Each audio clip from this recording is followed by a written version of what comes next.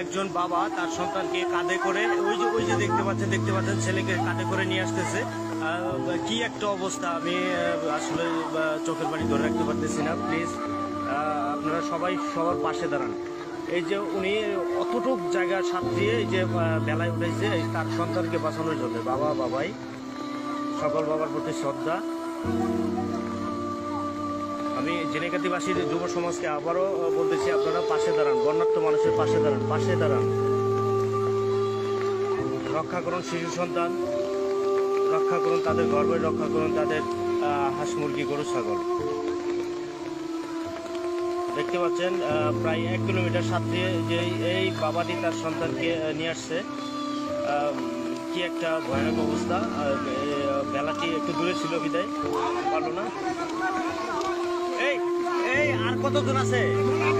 আল্লাহ।